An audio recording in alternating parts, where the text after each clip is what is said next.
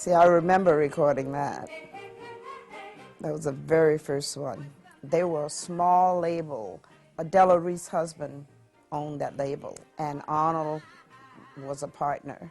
I used to leave the country and work in Antigua for them during the winter for 28 to 30 days. That's the only one that I can remember ever promoting. I didn't do any promotion on the rest of the records. It could have been because I was so busy and I was working the Caribbean and having babies.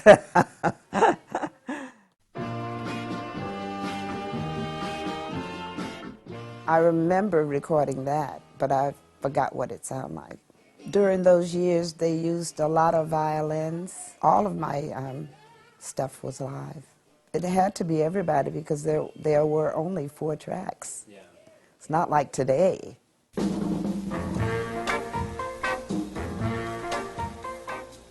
A waiter that was working with me wrote that song for me. He said, "Ila, give me 2 weeks and I'm going to write some songs for you." So I think his name was Jameson or something like that.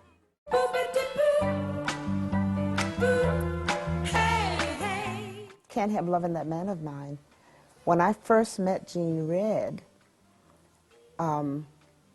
we were in the rehearsal hall, and I've always loved Can't Help Loving That Man of Mine. I saw Showboat twice in the movies. I loved Katherine Grayson. I loved her voice and everything. So I was singing it, fooling around with it in the rehearsal studio, and Gene heard me, and he came over and sat down at the piano.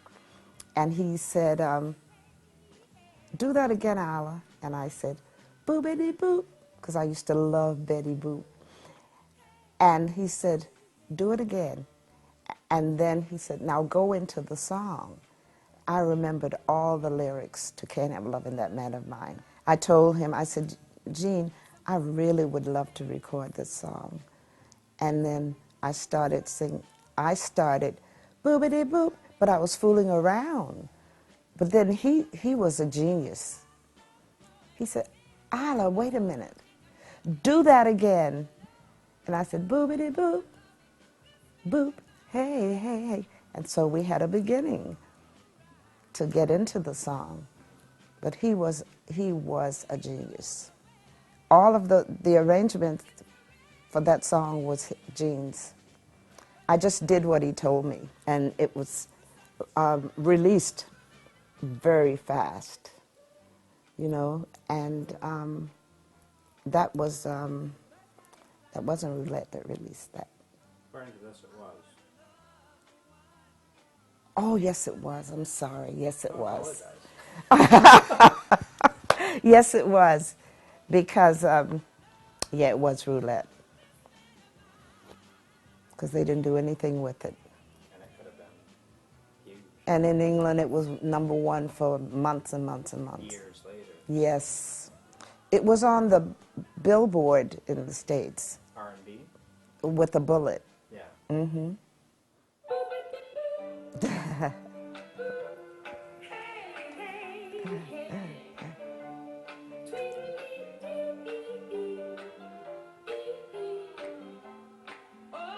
That's Carol Franklin singing background. Helen Miller got that group together. She called Carol because Carol was in New York at the time, and Aretha was in New York. They were there at the hotel, and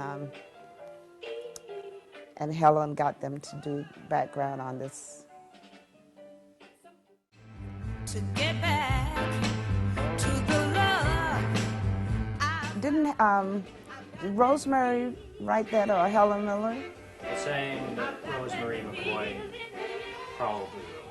Yeah, yeah, I'm sure she did. I didn't work with her a lot, but she was always trying to write material for me. And that was one of the songs that she wrote that worked out for me. But she wrote for a lot of people. Helen Miller was her partner on a lot of the songs.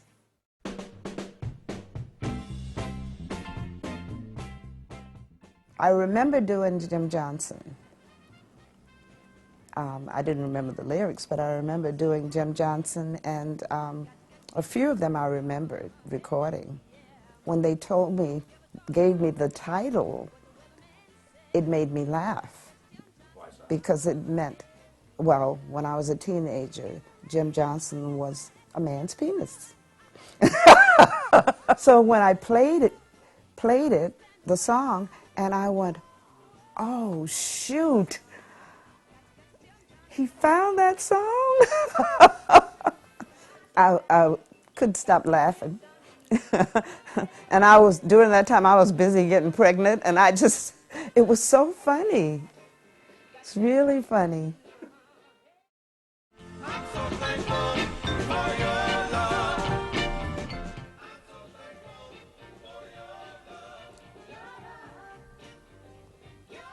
See, I'm singing background, too. There was Carl Hall was on it. There were 3 people.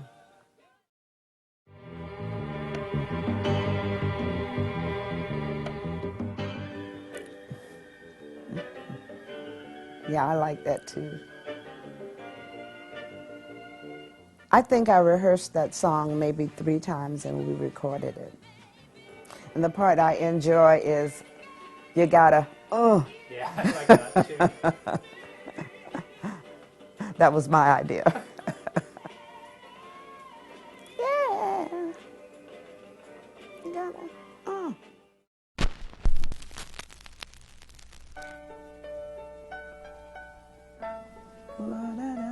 Love is divine or something like that. I didn't remember recording it. Every little living dream.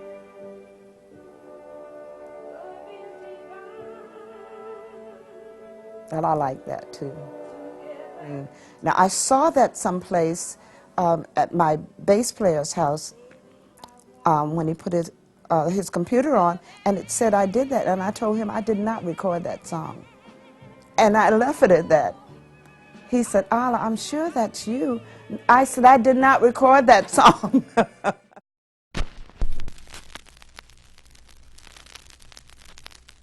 I've never ever recorded an LP. They were all 45s. I'm sure Roulette wanted me to do lots of stuff, but they didn't do anything with any of my stuff that they had, so I broke the contract. But I've recorded many more, but they weren't released. See, those songs were released.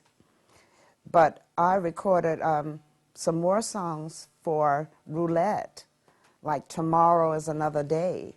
That was one I remembered quite well recording for Roulette, but I broke the contract so they couldn't release it. I wasn't getting proper airplay, and I gave them enough time. They have a reputation for not pushing their stuff. They have a reputation for not paying their artists. Well, see, I didn't know all that before my manager signed me up with Roulette. I was surprised. Morris Levy owned Roulette Records at that time. And I went in, I called him one day and I said, Morris, I really need to meet with you. And he said, okay. And I walked in and I said to him, you know, I'm not getting proper airplay, and I really would like to leave Roulette.